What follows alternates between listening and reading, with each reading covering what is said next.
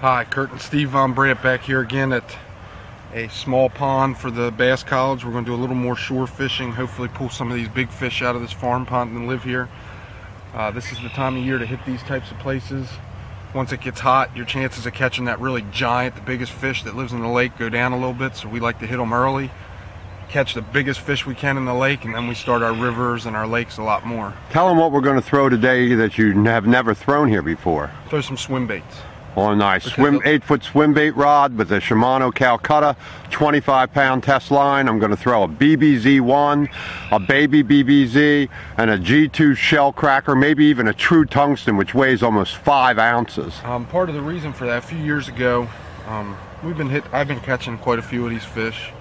They used to hit anything you threw, and it seems like more and more you can still catch the big fish, but you have to work a lot harder for them. You're catching the small fish easily, not so much the big fish. So in our experience on our other lakes, that's the time when you break out the swim bait. It eliminates all those other fish and it fools those big fish. So hopefully we'll see. I'm going to start out with the chatterbait, usual search bait. Steve's going to start out with the BBZ. See you in a minute.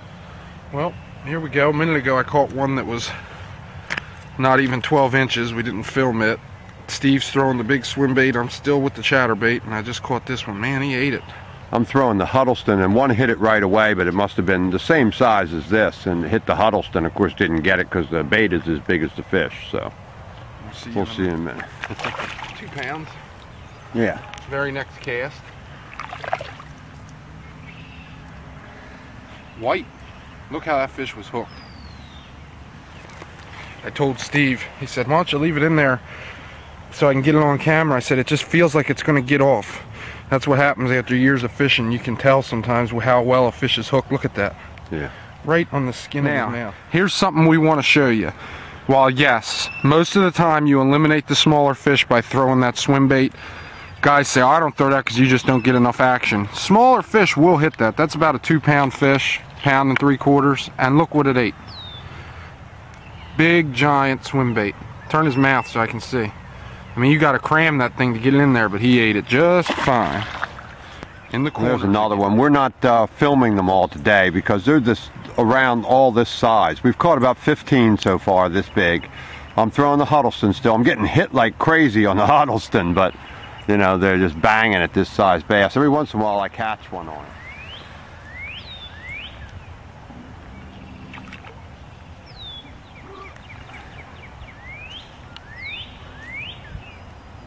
There's some more all over the place. Hitting the Huddleston too like crazy. Pouring down rain now. Check this out. Swim baits on small ponds work, buddy. You may not land the numbers that I was catching on that chatterbait, but check this out. That's on a Huddleston. 7.5, 8 pounds. Look at this baby. Look at the mouth on that. Huddleston swim bait, man. Look at that. Yes. 8 pounds. Huddleston swim bait. 43 degrees. The Bass College in Delaware. Delaware 8-pounders. Yes. Oh, yeah. Huddleston swim bait. Delaware. Look at that baby. Almost 8 pounds. 7.5 it weighed. 7.46 actually. Look at that baby. All right. Let him go. Let's go get another one. Just one after another like this. It's raining pretty hard. I mean, you don't want to film every one of these or you'd have a 45-minute video of pound and a half fish. Nice fat fish, though. Yeah. Let that one go. This one hit the red eye shed. So far, the Huddleston caught the big one and a couple small ones, the chatterbait and the red eye shed. We're still here. We've caught so many fish like this. I don't know, what have we caught, 50 bass maybe? I've caught 20, yeah. I've probably caught 10 more because you were throwing the swim bait. Yeah. And lost others. Trying to find these big fish. I'm not so sure what's happened to all our big fish in here. I put on this jig searching for them and caught this one in the area where the fish have kind of turned off because we caught so many and they hit the jig. So it's raining so hard it's hard to film. We were going to go to a pond in the boat, but we're all, as you can see, I'm soaking wet from head to toe. So we might hit another pond on the side of the road behind the Mattress King if we can find it. Back. It poured down rain pretty much the whole time, about a half hour after we got there. We didn't manage to catch as many of the giant fish as used to be in that pond. I'm not sure what's happened. I'll try it again later in the year.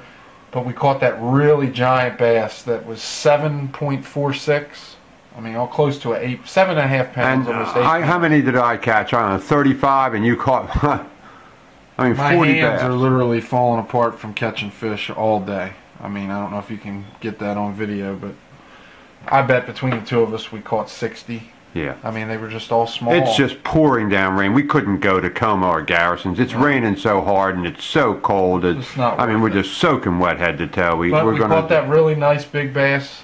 Should look great on video. Just goes to show you there's some big fish in small ponds. Hopefully next time you see me down on Red Mill catching some fish just like it. So until next time, Stephen Kurt Von Brandt for the Bass College. See you on the water.